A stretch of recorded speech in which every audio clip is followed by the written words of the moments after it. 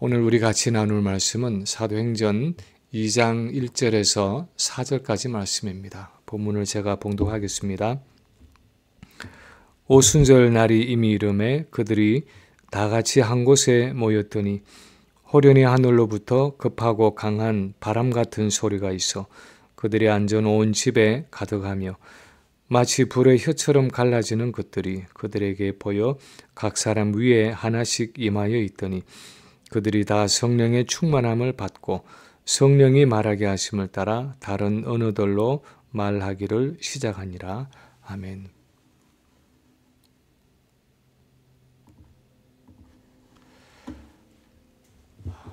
지난 주일이 바로 성령 강림 주일이었습니다. 이날은 예수님이 약속하셨던 그 성령께서 제자들이 기도하던 다락방에 처음으로 임하심으로 교회가 성령으로 세례를 받은 날이었습니다. 어떤 분들은 그렇게 말할지 모릅니다. 아니, 그 전에도 성령이 계셨는데 구약시대에도 성령이 계셔서 창세기에 보면 하나님이 천지를 지으실 때 하나님의 신이 즉 성령이 수면에 운행하셨다고 기록하고 있는데 오순절에 성령이 이 땅에 오셨다는 것이 그렇게 중요한 일인가 그런 생각을 하는지 모릅니다. 사실 그렇습니다. 구약시대부터 천지를 창조하실 때부터 성령이 계셨고 성령이 일하셨지만 예수님이 그분의 구속사역을 마치고 보내주신 오순절의 성령은 그 이전과는 다른 어떤 새로운 은혜와 능력을 가지고 오신 분이었습니다. 오죽했으면 요한복음 7장 39절에 보면 예수께서 아직 영광을 받지 않으셨으므로 성령이 아직 그들에게 계시지 않으셨더라 하고 기록하고 있습니다. 오순절 이후에 성령의 역사가 얼마나 특별했던지 그 이전의 성령의 역사에 대해서 성령이 아직 그들에게 계시지 않았다라고 표현할 정도였습니다. 20세기에 들어와서 교리적으로 가장 논란이 많았고 21세기를 맞은 지금도 여전히 많은 논쟁을 낳고 있는 신학의 분야는 아마도 성령론일 것입니다. 어떤 교단에서는 아주 극단적으로 성령을 강조하고 그 성령의 신비적인 역사에 치중하고 있는가 하면 또 어떤 교단들은 성령에 대해서 별로 언급하지도 않고 오순절 이전이나 오순절 이후나 별로 차이가 없는 듯이 신앙생활을 하는 경우도 있습니다. 왜 예수님은 오순절에 이 성령을 보내셨고 이 오순절에 성령이 오셔서 하시는 일이 무엇입니까? 오늘 본문 2장 1절에 보면 오순절 날이 이미 이르매 하고 시작하고 있는데 이 오순절은 6월절 후 50일째 되는 날이라고 해서 오순절이라고 불리웠습니다. 또 이 절기는 이스라엘 사람들이 보리 추수를 시작하는 시기였기 때문에 보리 맥자를 써서 맥추절이라고 부르기도 했고 첫 추수의 절기라고 해서 초실절이라고 불리기도 했습니다. 그래서 이 오순절은 한국의 추석이나 미국의 추수 감사절에 해당하는 유대인들의 추수절기였다고 말할 수 있습니다.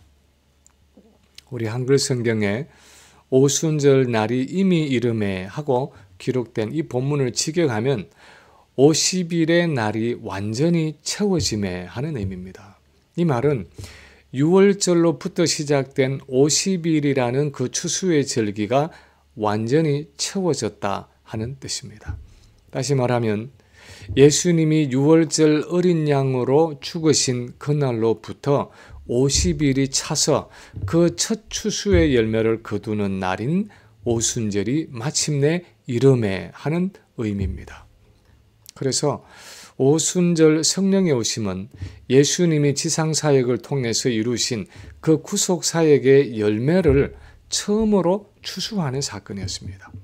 그런데 오늘 본문에 보면 예수님의 사역의 열매를 가지고 오시는 이 성령이 마가의 다락방에 있는 제자들 위에 임했을 때 적어도 세 가지의 아주 특이한 현상이 일어났던 것을 볼 수 있습니다. 누가는 그것을 인간의 언어로 표현할 길이 없어서 가장 가까운 자연현상과 비교하고 있지만 사실 그것은 자연현상 이상이었고 오히려 초자연적이고 영적인 현상이었습니다. 그래서 오늘 우리는 오순절에 성령이 임하실 때 일어난 이 현상들을 통해서 성령이 이 땅에 오신 목적이 무엇이었는가 하는 것을 살펴보기를 원합니다. 첫째로 성령은 우리를 그리스도의 생명과 능력으로 충만케 하기 위해서 오셨습니다. 성령은 우리를 그리스도의 생명과 능력으로 충만케 하기 위해서 오셨습니다.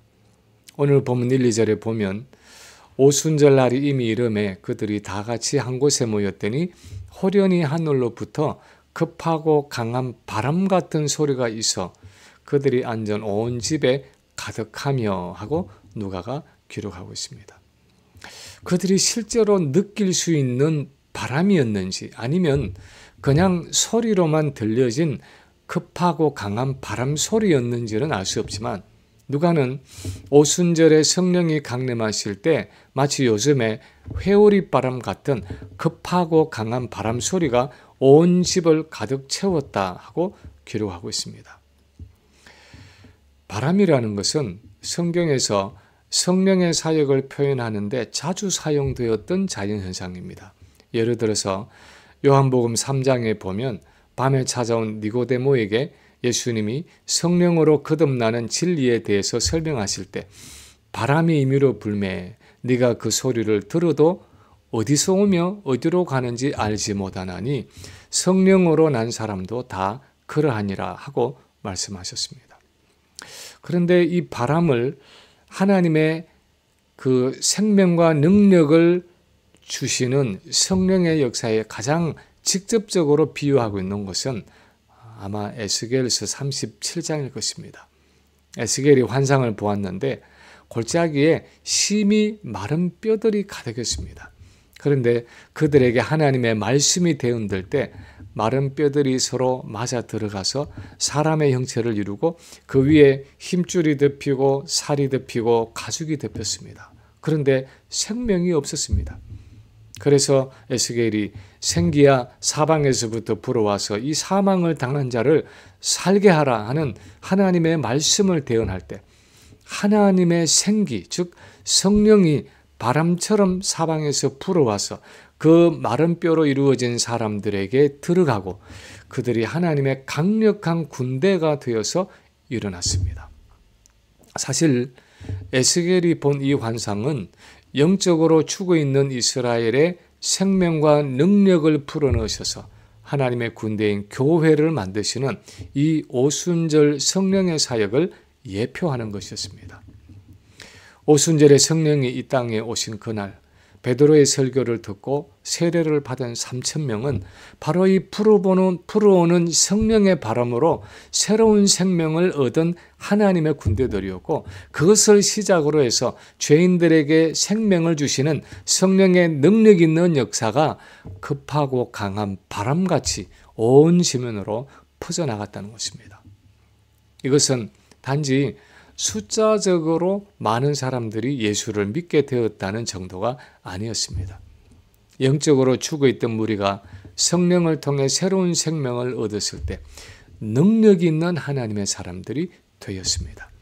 그 당시에 오합지졸의 무능한 제자들을 하나님의 군대로서 정예부대로 만드는 그 생명과 능력을 오순절에 성령께서 공급해 주셨다는 의미입니다. 우리가 잘 아는 것처럼 겟세마네 동산에서 예수님이 잡히시던 그날 밤 제자들은 모두가 다 혼비백산에서 출애낭을 놓았습니다. 심지어 목숨을 걸고 죽는 자리에까지 따라가겠다고 호언장담하던 수제자 베드로조차도 예수님을 모른다고 3번씩이나 부인하고 도망쳤습니다.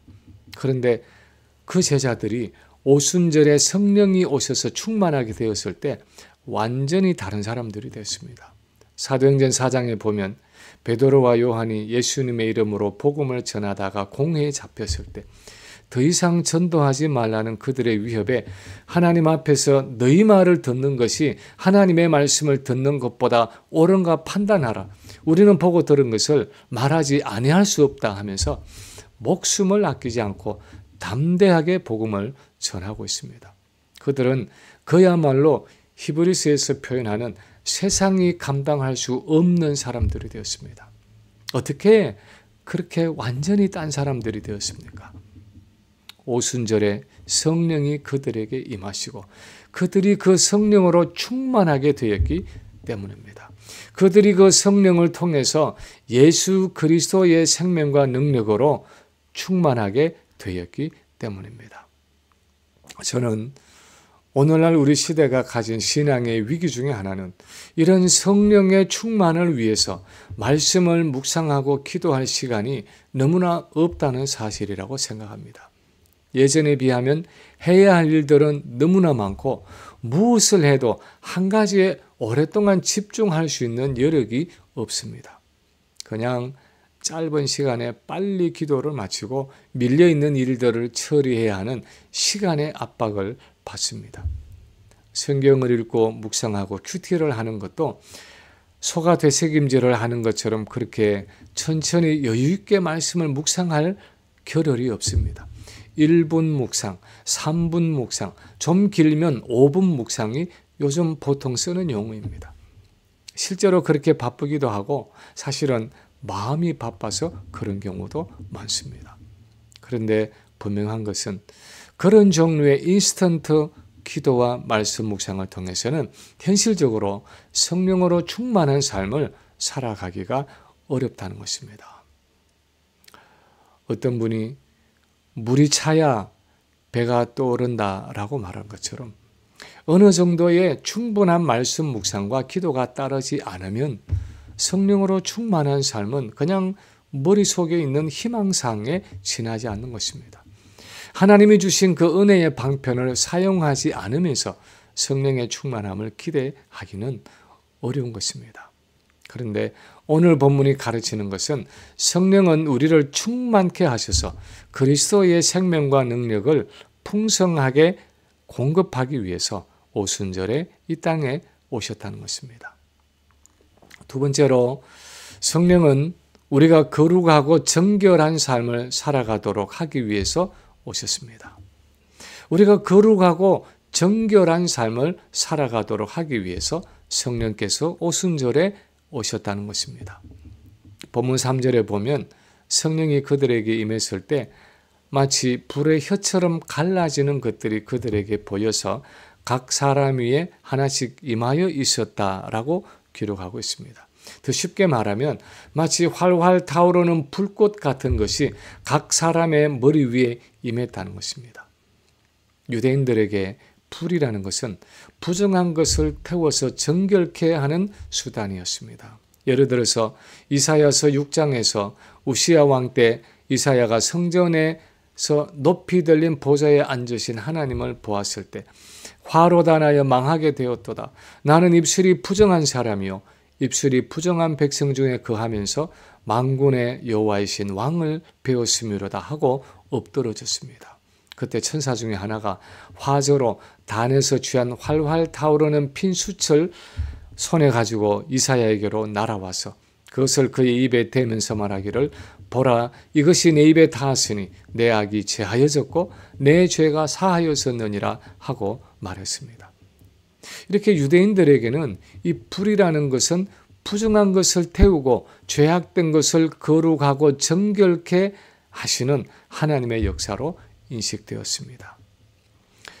오순절 성령이 강림하실 때 갈라지는 혀같이 타오르는 불꽃이 나타나서 거기에 모인 각 사람의 머리 위에 타올랐다는 것은 각 사람을 거룩하고 정결케 하시는 그리스도의 구원의 역사를 상징했습니다. 십자가에서 흘리신 그 구속의 보혈로 죄인을 정결케 하시는 그 그리스도의 역사가 성령을 통해서 실제로 우리 각 사람들에게 이루어진다는 것을 의미했습니다. 그리스도의 피로 우리의 심령이 정결해지고 우리의 마음이 거룩해지고 우리의 생각이 깨끗해지는 것을 성령을 통해서 우리가 실제로 경험하게 되는 것입니다. 우리는 흔히 성령운동이라고 하면 방언을 하고 예언을 하고 질병을 고치고 귀신을 쫓아내는 것 같은 종류의 어떤 외적이고 초자연적인 역사들만 생각할 때가 많습니다. 물론 성령은 그런 일들을 하시는 분입니다. 방언도 하게 하시고 예언의 은사도 주시고 병을 고치기도 하고 귀신을 쫓아내기도 하십니다. 그러나 오순절에 오신 성령의 가장 본질적인 역사는 우리 성도를 거룩하게 하고 정결하게 하시는 사역입니다. 우리를 죄와 불순종에서 해방하셔서 순종하며 헌신하는 자녀의 삶을 살아가게 하시는 그것이 오순절에 성령이 오신 목적이었습니다. 예수 그리스도 안에서 오순절 성령을 통해 주어질 그 새 언약의 축복에 대해서 예언적으로 기록하고 있는 에스겔서 36장 25절 이하의 말씀을 보면 적어도 세 가지를 약속하고 있습니다. 하나는 우리 심령을 모든 죄에서 정결케 하신다 하는 것입니다. 또 하나는 우리에게 새로운 심령, 거듭난 심령을 주신다 하는 것입니다. 그리고 또 하나는 성령의 내재를 통해서 우리를 순종의 사람으로 만들어 가신다는 것입니다. 이 세 번째 약속에 대해서 언급하고 있는 에스겔서 36장 27, 28절을 보면 이렇게 기록하고 있습니다. 또 너희 영을 너희 속에 두어 또 내 영을 너희 속에 두어 너희로 내 율례를 행하게 하리니 너희가 내 규례를 지켜 행할지라 내가 너희 조상들에게 준 땅에서 너희가 거주하면서 내 백성이 되고 나는 너희 하나님이 되리라. 성령이 오셔서 우리 안에 거하시면서 하시는 가장 중요한 사역은 우리로 하여금 하나님의 계명과 율례를 행함으로 하나님께 순종하는 사람들이 되게 하고 그래서 우리를 하나님의 백성답게 살아가게 하는 일입니다. 우리가 일상생활에서 하나님의 백성답게 살아가지 못할 때가 얼마나 많습니까? 그런데 오순절에 오신 성령은 우리가 순종하는 자녀가 됨으로써 하나님의 백성답게 살아가게 하신다는 것입니다. 하나님이 아담에게 원하셨지만 범죄함으로 실패했던 그 순종의 삶을 오순절에 오신 성령의 능력으로 이제 우리에게 가능하게 하신다는 것입니다. 그래서 바울은 빌립보서 4장 13절에서 내게 능력 주시는 자 안에서 내가 모든 것을 할 수 있느니라 하고 고백하고 있는 것입니다. 오순절에 오신 성령을 통해서 내 안에서 그 성령으로 능력을 공급해 주시는 예수 그리스도 안에서 나는 모든 것을 할 수 있다는 것입니다.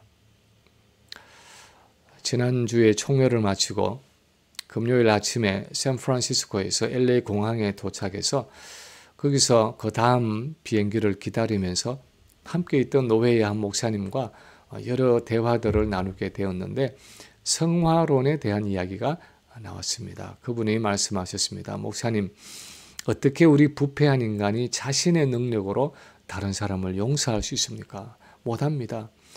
억지로 축복의 말은 해줄 수 있을지 몰라도 내게 상처를 주고 힘들게 한 그 사람을 용서한다는 것은 내 힘으로 불가능합니다. 사실 맞는 말씀입니다. 우리 자신의 능력으로는 나를 아프게 하고 내게 상처를 주고 나를 섭섭하게 한 그 사람을 용서할 수 없습니다. 그런데 성경이 가르치는 것은 오순절에 성령이 오셔서 내 안에 내재하고 계신다는 것입니다. 그분이 그리스도 안에 있는 그 생명과 능력을 내게 공급해 주고 계신다는 것입니다. 그래서 그 그리스도의 능력 때문에 나는 그 사람을 용서할 수 있다는 것입니다. 아니, 용서할 수 있는 정도가 아니라 반드시 용서해야 한다는 것입니다. 그래서 주님이 베드로에게 네가 7번 정도가 아니라 7번에 70번이라도 용서해야 하고 만약 내 형제를 용서하지 못한다면 하나님도 너를 용서하지 않을 것이라고 말씀하고 계시는 것입니다. 어떻게 연약하고 부패한 우리에게, 그 제자들에게 그런 말씀을 하실 수 있습니까? 왜냐하면 오순절에 오신 그 성령이 내재하시는 우리 성도는 이제 그리스도 안에서 모든 것을 할 수 있는, 거룩하고 정결한 삶을 살아갈 수 있는 그 그리스도의 생명과 능력을 소유하고 있기 때문입니다. 오순절에 성령이 오신 것은 그리스도의 피로 우리의 심령을 정결하게 하셔서 우리를 거룩하게 하고 우리가 하나님 앞에서 온전한 삶을 살아가고 궁극적으로 그리스도의 형상을 닮아가게 하기 위한 것이기 때문입니다. 마지막으로 성령은 우리에게 선교적인 삶을 살아가게 하십니다. 오순절 성령은 우리에게 선교적인 삶을 살아가도록 하기 위해서 오셨습니다. 4절에 보면 저희가 다 성령의 충만함을 받고 성령이 말하게 하심을 따라 다른 언어들로 말하기를 시작하니라 하고 누가가 기록하고 있습니다. 그들이 배우지 않았지만 말했던 그 언어는 오순절을 지키기 위해서 로마 제국 전역에서 모여들었던 유대인 디아스포라들의 언어였습니다. 우리가 읽지는 않았지만 5절 이하의 기록에 보면 천하 각국에서 예루살렘에 모여든 유대인들이 이들의 방언을 듣고 그들이 왔던 지방의 말로 하나님의 큰일 행하심을 듣고 다 놀라면서 당황하여 서로 말하기를 이것이 어찌된 일이냐 하고 신기해하고, 또 어떤 이들은 세술에 취했다 하고 비방하기도 했습니다. 오늘날 우리가 외국어라고 말할 수 있는 이 방언은 유대인들의 입장에서 보면 이방인들의 말이었습니다. 다시 말하면 오순절에 성령이 임했을 때에 성령이 말하게 하심을 따라 이 유대인들이 이방인들의 말을 하게 되었고, 그 이방인들의 말로 하나님의 하신 일, 즉 예수 그리스도에 대한 그 복음을 선포하게 되었다는 것입니다. 구약시대에는 유대인들이 이방인의 언어로 하나님의 율법이나 하나님이 하신 일을 전한 적이 없었습니다. 그때까지 하나님의 말씀이 증거된 통로가 있다면, 도구가 있다면 이방인들이 유대인에게 와서 유대인의 언어로 아니면 서로가 공통으로 사용하고 있는 헬라어로 하나님에 대해서 듣는 것이었습니다. 만약에 원한다면 항상 이방인들이 유대인들에게 와서 유대인의 언어로 하나님을 배워야 하는 것이 지금까지의 상황이었습니다. 그런데 이제 오순절에 성령이 강림하시면서 일어난 변화는 지금까지와는 달리 이 유대인들이 이방인들의 언어를 말했다는 것입니다. 그것은 지금까지 그냥 이방인들이 와서 유대인의 말로 하나님의 구원 역사를 듣기를 기다리던 교회에서 이제는 나가서 온 천하에 있는 여러 이방인들의 언어로 그리스도의 복음을 증거하는 새로운 시대가 도래했다는 것을 의미했습니다. 다시 말하면 기다리는 교회가 아니라 나가는 교회로 바뀌게 되었다는 것입니다. 물론 예루살렘 교회가 많은 히브리파 유대인들 때문에 가는 교회가 되지 못하고 있을 때 하나님이 스데반의 순교 사건을 통해서 교회를 온 유다와 사마리아와 안디옥에 이르기까지 억지로 흩으셔야 했지만, 본질적으로 성령의 오심은 그 유대인 교회를 흩으셔서 열방을 향하는 교회로 만드시고 가는 교회로 만들기 위해서였다는 것입니다. 유대인들의 첫 교회인 예루살렘 교회도 그랬지만 오늘날도 우리가 끊임없이 받는 유혹은 기다리는 교회, 오는 교회로 남아있으려 하는 것입니다. 그것이 편안하고 그것이 안전하기 때문입니다. 그런 교회는 모험할 필요도 없고 욕먹을 필요도 없고 위험에 직면할 이유도 없기 때문입니다. 이번 총회 기간 중에 터키에서 오신 선교사님 한 분이 터키의 상황에 대한 보고를 하면서 95% 이상이 모슬렘인 이슬람의 그 영향력이 강한 이 터키에서 숨어있던 기독교인들이 커밍아웃하는 계기가 되는 한 사건이 있었다고 했습니다. 그것은 2007년도에 터키의 중동부 말라티아라는 지방에서 있었던 한 독일 선교사와 두 터키 기독교인의 순교였습니다. 독일에서 온 46세의 틸만이라는 선교사와 네자티라는 35세의 예수 믿은 지 7년 되는 터키의 한 기독교인 형제, 그리고 32세이고 예수 믿은 지 이제 2년이 되는 우르라는 형제가 성경과 소책자들을 터키어로 번역하는 그 사무실에서 사역을 하고 있었는데, 각각 손에 칼을 들고 침입한 5명의 모슬림 청년들에게 아주 잔혹하게 살해를 당한 사건입니다. 너무나 끔찍해서 말로 다 표현할 수가 없는데, 그 선교사님은 입을 틀어막히고 손과 발이 묶여서 온 몸에 156군데나 찔리고 신체의 부분들을 토막 내어서 잘려지고 마지막에 목이 베어서 순교를 당했습니다. 다른 기독교인 형제가 앞에서 지켜보는 가운데 이렇게 잔인한 모습으로 죽어가면서도 마지막 숨을 거둘 때까지 믿음을 지키고 예수님을 부인하지 않았고, 그 나머지 형제들도 그렇게 잔인하게 살해를 당했습니다. 그 후에 이미 12년간 그 지역에서 살고 있던 이 선교사님의 부인이 그 사건 후에 13살, 11살, 8살인 자녀들과 함께 터키의 TV 방송에 나와서 그 방송을 보는 터키인들에게 이렇게 말했습니다. 나는 그들을 용서합니다. 왜냐하면 그들은 무엇을 했는지 모르기 때문입니다. 그들이 구약시대처럼 그냥 기다리는 교회, 오는 교회가 되기를 원했다면 그런 위험과 고통을 감수하지 않아도 되었을 것입니다. 그러나 오순절에 성령이 이 땅에 오셨다는 것은 그들은 나가지 않을 수가 없었다는 것입니다. 주님이 하셨던 것처럼, 주님이 이 땅에 오셨을 때 하셨던 것처럼 가는 교회가 되는 그 위험을 감수하지 않을 수가 없었다는 것입니다. 오순절에 성령이 거하시는 우리는 정말 가는 교회가 되고 있습니까? 세상을 향해서 가는 교회, 열방을 향해서 가는 교회가 되고 있습니까?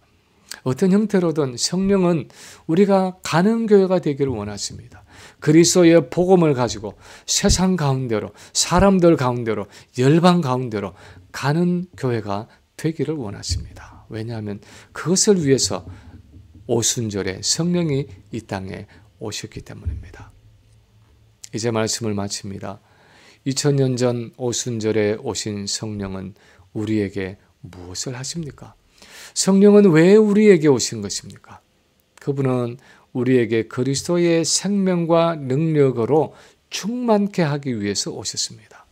그분은 우리를 거룩하고 정결하게 하기 위해서 오셨습니다. 그분은 우리를 가는 교회가 되게 하기 위해 오셨습니다.